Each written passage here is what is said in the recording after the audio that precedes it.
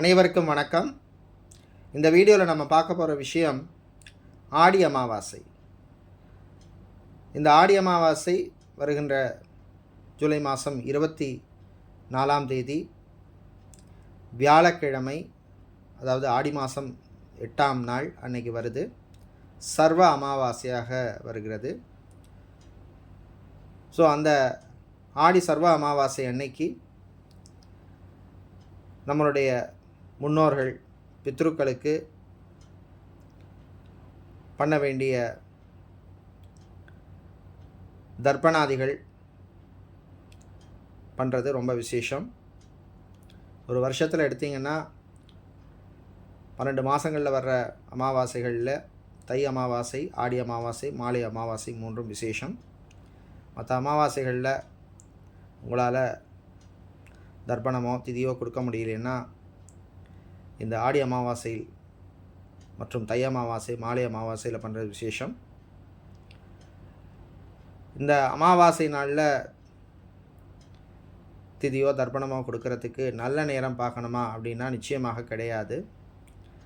பித்ருக்களுக்கு அமாவாசை அன்னைக்கு தர்ப்பணம் கொடுக்கறதுக்கு ராகாலமோ யமகண்டமோ குளிகையோ பார்க்க வேண்டிய அவசியம் கிடையாது. குளிகை வேறு சில பித்ரு காரியங்களுக்கு தான் பார்க்கணுமே தவிர அமாவாசையில் தர்ப்பணம் கொடுப்பதற்கு பார்க்க வேண்டிய அவசியம் கிடையாது. காலம்பரை சூரிய உதயத்தின் பின்னர் மத்தியானம்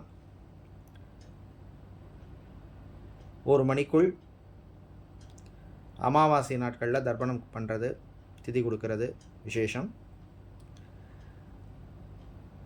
அப்பா அம்மா உள்ளவர்கள்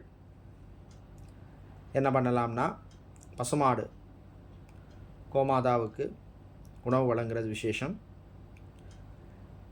கோமாதாவுக்கு அரிசி, வெல்லம், வாழைப்பழம், அகத்திக்கீரை போன்றவற்றை கொடுக்கலாம்.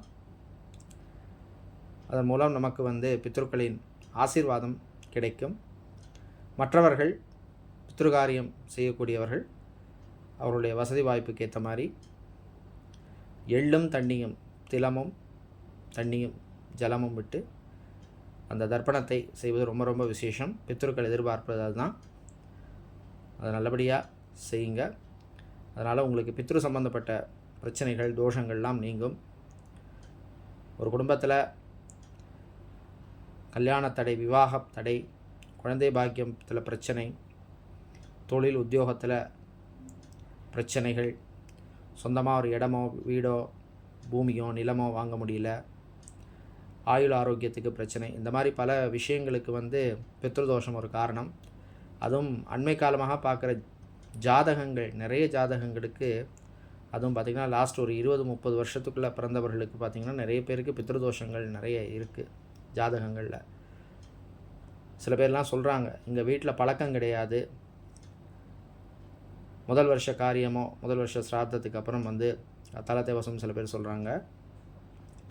அந்த முதல் வருஷம் சிராத்தத்துக்கு அப்புறம், முதல் வருஷ தேவசத்துக்கு அப்புறம் எங்களுக்கு வீட்டிலே பண்ணுவ பழக்கம் கிடையாது, திதி கொடுக்குற பழக்கம் கிடையாது அப்படின்னு சொல்கிறாங்க. அந்த மாதிரிலாம் கிடையாது.